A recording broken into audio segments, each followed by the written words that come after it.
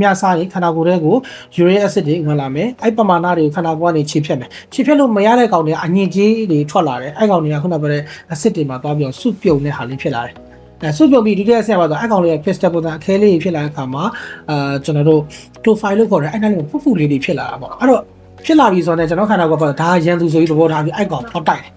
အဲ့လိုတိုက်တဲ့အတွက်ကြောင့်ဒီအစ်စ်နေရာဒီခြေခုအနီအောင်ပြထားတဲ့နေရာကြီးတွေအနီအောင်ပြထားတဲ့နေရာကြီးတွေမှာကျွန်တော်တို့ခန္ဓာကိုယ်တွေကခုခံအားနဲ့အခုနပြောတဲ့ profile တွေနဲ့ဟို uric acid crystal တွေနဲ့တိုက်ခိုက်မှုလေးတွေဖြစ်တယ်အဲ့နေရာလေးတွေကနာကျင်တဲ့ရောင်ရဲနဲ့ကြိုက်တယ်ပြီးတော့နောက်ကကျတော့အရန်ဆိုးလာတဲ့ cow attack ဖြစ်ပြီဆိုရင်ဒီခြေမစစ်တဲ့ပုံပေါ်နဲ့ဒီခြေပုံမှုတစ်ခုလုံးကသွေးလေးစီးစင်းတာအစားမခံနိုင်အောင်အရန်နာမျိုးတွေဖြစ်တတ်တယ်အနောက်တိုင်းဆေးမှာဆိုရင်လည်းဒီဟာမျိုးပေါ့နော် cow နဲ့ပတ်သက်တဲ့ data မျိုးလေးတွေဆိုရင်တော့အယောင်ကြောင်သွားပြရပါအဓိကတော့အစစ်ကရောင်ရဲနာကျင်တဲ့အစစ်ရောင်အောက်စုထဲမှာထည့်လို့ရတယ်အစားတော့ကအဓိကဆင်ကျင်မဲ့ဆိုရင်ရေတောက်တာများများတောက်မယ်ဆိုရင်အငန်တွေ short စားမယ်အခုနပြောတဲ့အရက်တောက်တာတွေအနီသားတွေ short မယ်ဆိုရင်ယောဂါကတက်တာနိုင်တယ်အဓိကပြောဆိုရင်ကျွန်တော် laser intake နဲ့တက်ဆိုင်တယ်နောက်တစ်ခုက weight နဲ့တက်ဆိုင်တာခန္ဓာကိုယ်ကကျွန်တော်တို့ကမတ်တရက်တာတွေရမ်းများတယ် weight များတယ်ဆိုရင်ဒီပေါ်မှာပြရတက်ရောက်မှုဖြစ်စေတယ်အဲ့ခါမှာနာကျင်ကြက်ခဲမှုကိုပို့ပြီးဆိုးရစေတယ်အဲ့တော့ weight short လိုက်ရတာတက်တာပထမကကျွန်တော်က245 short ချလိုက်ဆရာဝန်ကပြော short လိုက်တော့အဲ့မဖြစ်တာတော်တော်ကြီးပေါက်သွားတယ်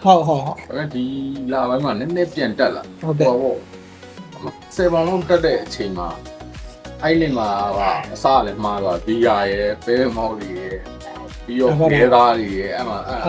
အကုန်သွားဆောင်တာဟုတ်သွားဆောင်နေတယ်အဲ့ဒီကဖြစ်လိုက်တာအခုချိန်ကြီးကိုဆက်နေတာဘယ်လောက်ပထမဆုံးစဖြစ်တာဘယ်ဘက်ဟုတ်ဘယ်ဘက်ကအခု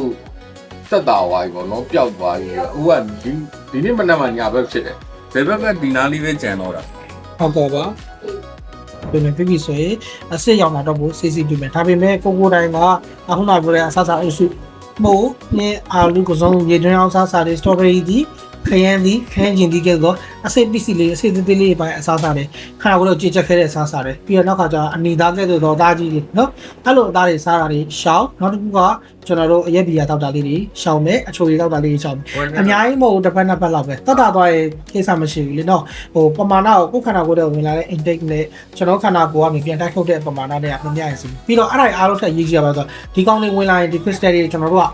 စီးမှာပါသွားရင်စင်ပြေရေမဲမဲတော့ရေတောက်နေရင်လည်းအဲ့ပြဿနာဆုံးစီတတ်တယ်ဒါကြောင့်ရေတောက်တာလေးတွေရေလုံးနဲ့တောက်ပြီးပါအခုနပြောတဲ့အပြုဝင်နေထိုင်ရေးခီးဆိုင်ပြီးမယ်ဆိုရင်တော့ဥစင်ပြေတယ်ကျွန်တော်ဘက်ကကုထုံးပိုင်းကလည်းလုပ်ပေးမယ်ကိုယ့်ဘက်ကလည်းဆောင်းရှောင်းလေးခီးဆိုင်ပြီးမယ်ဆိုရင်မြန်မြန်တော့တာမဟုတ်ဘူးဆိုဒီကောင်ကချိန်ရကြာတယ်တော်တော်နဲ့ကမတတ်တာလေးနေတယ်ကျွန်တော်တက်စီမောင်းတာဆိုပေအခုညာဆိုမောင်းလို့မနိုင်ဒါပါထိမခံဘူးဆိုလုပ်ငန်းလေးလည်းပြတ်တာပါ